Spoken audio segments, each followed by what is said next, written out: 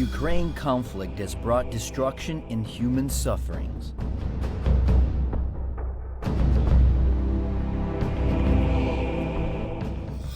For over nearly 6 months, it has been linked to growing global food and energy crises. On several occasions, the U.S. has invested huge sums in military aid to Kyiv, now totaling over $7.6 billion.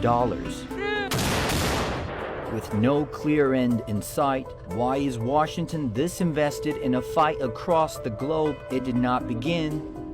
One answer: the military-industrial complex. The military-industrial complex is the one that benefits from this.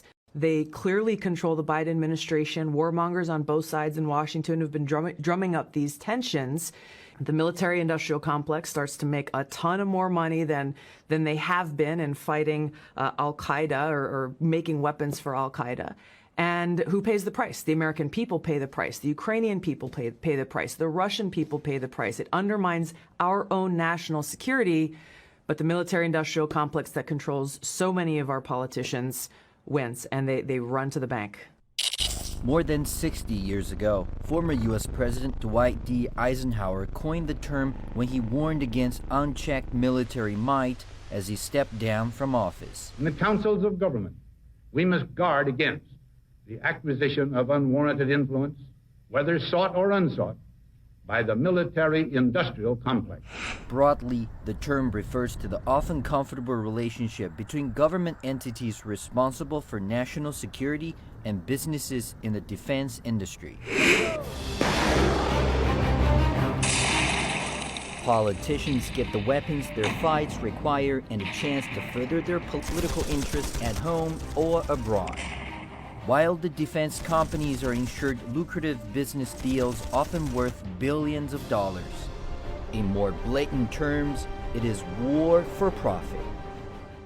While not an American invention, it has come to define U.S. foreign policy ever since Eisenhower's warning. And stoking geopolitical tensions in the name of peacekeeping is big business. In 2020, then-President Donald Trump ordered the assassination of top Iranian General Qasem Soleimani. In the 24 hours after Soleimani's killing, the share value of the CEOs at the top 5 Pentagon contractors spiked by roughly $7 million as rumors of conflict spread. These top contractors, Lockheed Martin, Raytheon, Boeing, General Dynamics, and Northrop Grumman, have all been on the Fortune 500 list of most valuable companies every single year since the first edition in 1955. In the aftermath of the attack on Soleimani, these 5 companies collectively earned nearly $36 billion in revenue in 2021 alone. So how exactly does this network operate? U.S. defense companies make most of their money from domestic sales to the country's gargantuan military. But America is also the largest arms exporter in the world. According to a report by the Stockholm International Peace Research Institute, U.S. weapons exports grew by 14% over a 4-year period and accounted for 39% of all global sales from 2017 to 2021. Russia, its closest competitor, doesn't even account for half of that. The report also shows U.S. exports increasing to Europe by nearly 20% in the same period. For most of the defense industry, their biggest source of business is the Department of Defense. So they kind of live and die with the defense budget. As it increases, their revenue increases. As it decreases, their revenue decreases.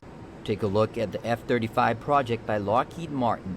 According to their website, this warplane represents more than 254,000 jobs across 45 states.